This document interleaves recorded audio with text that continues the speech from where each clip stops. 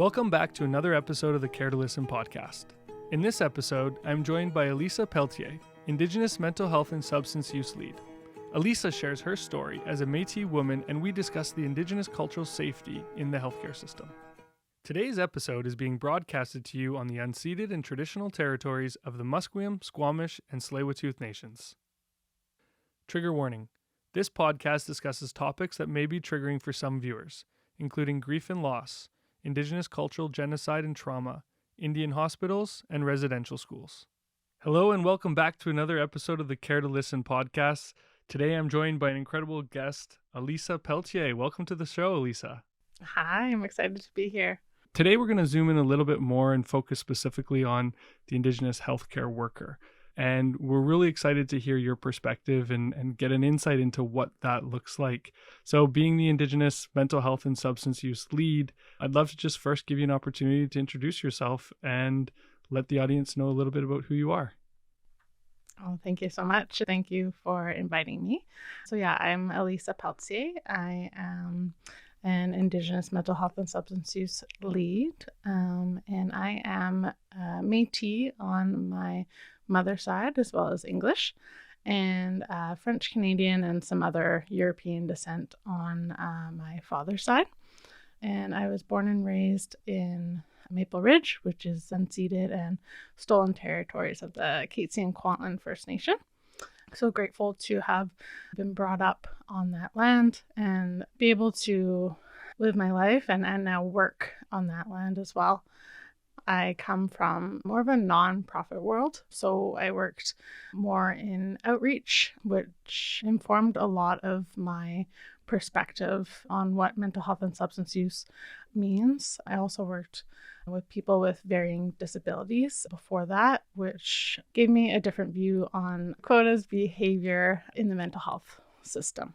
Absolutely. And I think, so much of just listening to your introduction and understanding a little bit from some of the previous calls we've had, the diversity in the work, but also to your approach to working in the mental health and substance use world, coming at it with a lens and a compassion of empathy. So I'm curious, doing this work, what fuels you? What is it that, brings passion to the work that you're doing? I think it stemmed from my family and how I grew up. So I know that I said I have Métis ancestry, but I didn't grow up with culture and just not knowing where that kind of came from. But I had a pretty good upbringing. My parents were in love and did all that stuff. But they passed away like within 6 years of each other. So when I was 15, I lost my dad pretty suddenly. And when I think it was 21 or 22, I won't age myself too much, I lost my mom. When we lost my dad, I saw the impact of community and how it uplifted my family. It was able to step up for my mom when she couldn't leave her bed and was able to take care of us when I was the oldest at 15 and my siblings were 3 and 5 years younger than me. So I think that really started my work in a supportive role. I saw the privilege that I had having my parents build that community and being able to surround us with love and connections. And ultimately, we were so overwhelmed, you couldn't actually make decisions. So when reflecting on that, I thought of folks without that community who, for various reasons, don't have that family connection anymore, lost that connection to family and culture due to colonization and targeted trauma. And I really wanted to find a way to build that community again in the work that I was doing. It's such a meaningful way of, giving back and being able to leverage and take some of your personal experience and story and share the gifts that you have with the world. So definitely want to applaud you for that. And, taking a look at the perspective of mental health, when we see, your traditional supports from a Western perspective, oftentimes you think of and look at mental health supports as, this is an individual problem, an individual that needs to go and work with a therapist, or they're going to need to do some self-care. Even in the word self-care, it comes back to the individual. You've talked a lot about community. So maybe could you just elaborate a little bit on that? Like, what does it mean when you hear community supports from an Indigenous perspective compared to maybe your typical Western approach to supporting, someone who's struggling maybe with a mental illness or their mental health? Self-care is really interesting to me. And because I think, yes, we should be prioritizing ourselves. We should be prioritizing self-care. But realistically, if we think of the time that we have to do that after we're done our 8 to 10 to 12 hours at work, coming home, where do you fit that in? In my work, kind of thinking about community, I like to prioritize collective care rather than self-care. So self-care is quite westernized. It's quite based in like prioritizing yourself, but individually. It puts the onus on the person to take care of themselves rather than building a community around them and supports that can uplift each other. So when it comes to collective care, I'd like to actually put the onus on the organization or workplace that you work for in supporting the mental health and health of their workers. And being a team lead, could you maybe share a few examples of, what your team's doing to bring that community support together?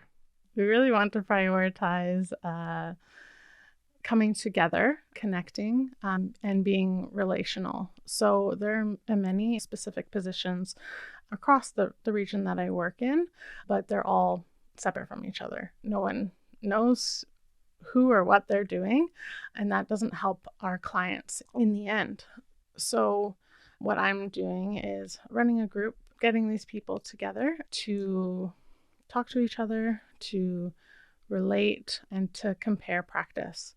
So we know the healthcare system is inherently colonial. So our practices can come from colonial practices. So how do we decolonize that as well? Definitely not an easy feat. And I'm sure it's one day at a time. And I'm curious, when we take a look at some of the evidence that came out or some of the findings from the In Plain Sight report from 2020, I'm going to bring attention to finding number 5, which specifically focuses on Indigenous healthcare workers who faced racism, discrimination in their work environments. And the stat was shocking.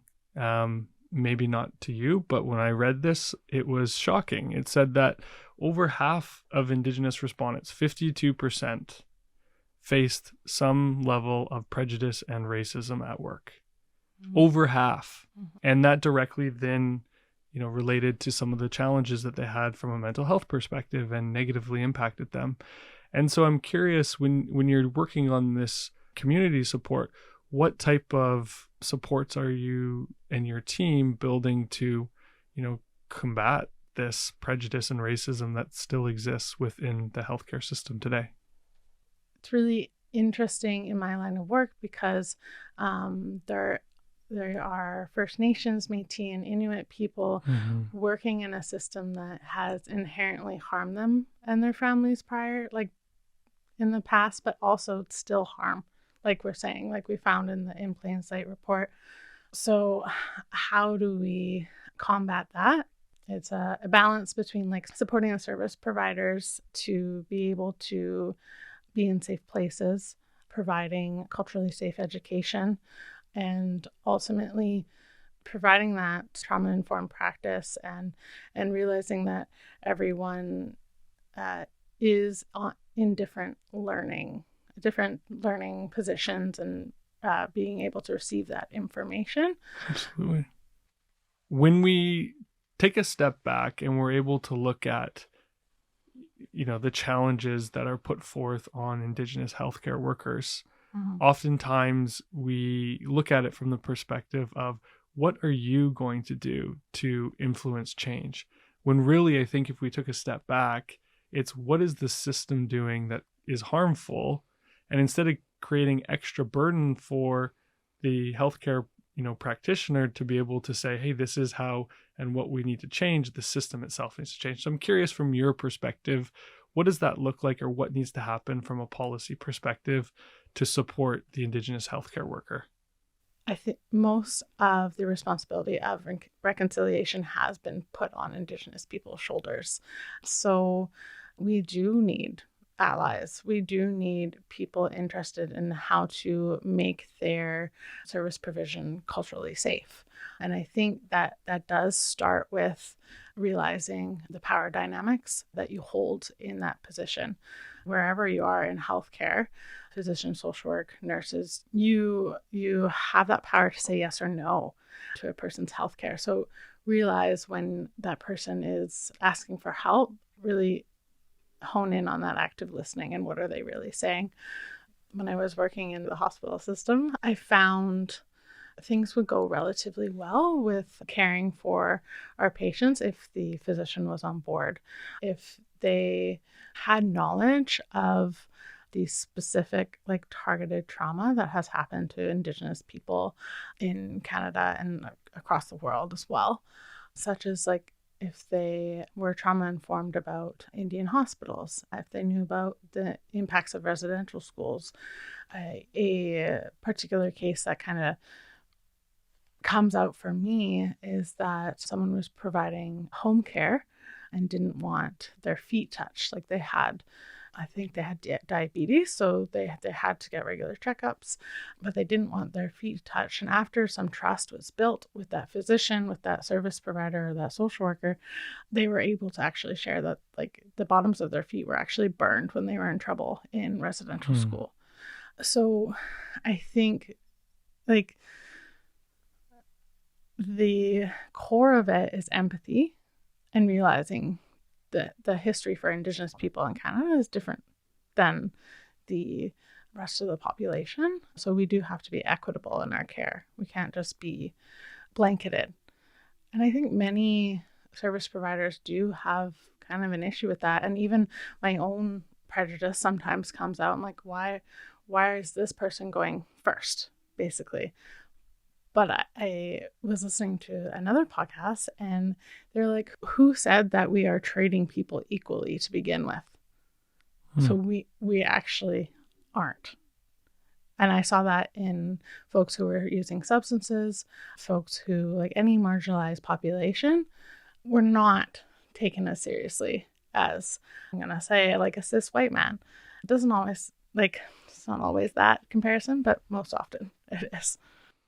Sitting on the opposite side of the table, being in that position and recognizing that, I am a cis white man, and recognizing the privilege that I have has been transformational when it comes to my education, when it comes to my personal learning and journey. And, I'll be the first person to say that I've come very far in a very short period of time because I have put in the work. Yeah. And for anybody listening, I would strongly encourage themselves to one, become educated. And there are different courses, there are different learning avenues and channels, and we'll make sure to put some of those in the show notes for people. But coming back to the topic here around some of that cultural safety and really providing not only cultural safe supports for patients, but also culturally safe work environments for staff. Sometimes, that's going to come back to different culture activities. So maybe that's a smudging, or maybe that's a brushing, or, maybe it's going to be a walk and a talk with an elder. And so I'm curious, from your perspective, what do some of those supports look like within your team? Yeah, so I'm super passionate about creating culturally safe work environment. Part of the solution to working against burnout is kind of incorporating culture, incorporating spirit, incorporating heart, and why, and coming back to why we're doing this work. So within my workplace, we have access to traditional medicines, smudging, cedar brushing, depending on what your practices are, protocols, and where you're coming from. It's different for everyone.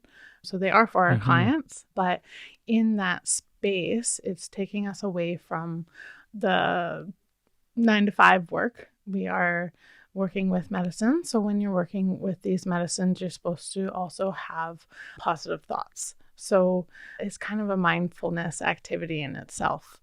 So we have that. I actually also attended my first pipe ceremony as well. And in a month, I will be connecting on a tour of the Stalo territory and kind of being able to connect the land to history and to our work, which is also a big part of, I think, keeping our service providers balanced, because the work is hard. We're working against a system that's working against us almost every day, and we're not even the clients. So how do you create balance even in your workday? Just even again through some of my own personal learnings, the teachings of the medicine wheel, and there's physical, spiritual, emotional, and mental, and each of them having making up the 4 quadrants of the medicine wheel. And one of my teachers basically explained to me, she was like, if at any point we neglect one of these quadrants or one of these aspects, it's like a flat tire. Right. And going through life in a flat tire is not going to be of service to anyone. So are there any teachings like that maybe are brought into the work that you do and with the team that you serve? We try to bring that practice as well into, and just sitting down and looking at the medicine wheel and seeing kind of where we're at for that day. We could check in, but that's also a part of creating that safe environment, because people aren't going to be vulnerable if they feel unsafe. So I know in parts of our program, we have elders talking to the medicine wheel and just making that space to reflect. Like a lot of it is making that space to reflect where you're at, because in turn then it affects what our service provision looks like and how we're able to show up for our clients. It comes back so much to that example of taking care of yourself before you can take care of others. And I'm curious now, being a non-Indigenous individual, having you talk a little bit about allyship. For those non-Indigenous healthcare practitioners who are listening, what would you say, they could do to support the mental health of their Indigenous colleagues? A lot of it comes back to learning the history of Indigenous people and how that relates to healthcare. So how does losing your language, how does losing your land, how does going to residential school and Indian hospitals relate to how people show up? So I think physicians and service providers that are non-Indigenous can show up by taking those cultural safety courses, Cultural Safety 101, by being there to debrief on hard days, and by also showing up. So if there is a racist comment, how can we show up and stand beside our Indigenous colleagues and maybe provide some education to that client or colleague who's making a racist remark? I think you talked about it on another podcast, but a lot of the things that come up are microaggressions for Indigenous folks. So it's kind of, one of my good friends, Marissa, talks about microaggressions as being left-handed in a right-hand world. The person who is left-handed is noticing these not small, like it's their remarks, but folks who are right-handed aren't noticing small jabs. So the non-Indigenous service providers can really show up by supporting that person. If they're saying this is happening, it is happening. At the end of the day, healthcare practitioners are here to support human beings. It doesn't matter if you're Indigenous, non-Indigenous, but at the end of the day, it's humans. And so recognizing that and, trying to lift that up, something that, one of the elders that I work with consistently, that is her key message, is it doesn't matter who you're supporting. What matters is that you're supporting people and you're treating everyone equally. Yeah. So if we come back to, some of those personal experiences, maybe can you share some of those stories where you've really felt empowered, or, some of the work that you're doing, being an Indigenous woman working in healthcare, like what that has meant to you? It was just, we were working with this individual who was at the end of their life. And we kind of knew that was going to happen, but we weren't quite sure when. So I was connected with an elder who agreed to provide an end of life ceremony for this individual, to give them some closure and power, and I think to be there for the family. So I was at a friend's house. I was called, hey, I think we have to go. And I was like, okay. It was like 10 o'clock at night. I I knew this was potentially going to happen. We showed up and there was her whole family there. And the elder was able to provide this end of life care in a culturally safe way. And I was able to help the elder provide that and kind of take on some of the emotional and spiritual support that he needed in that time. But I think why I bring this up is that it was actually a part of my own healing as well, to be able to be there in a moment, in such an incredible moment in that person's life, like the end of their life, and in their family's life. Like, it was such an honor. Like, I felt like I was chosen.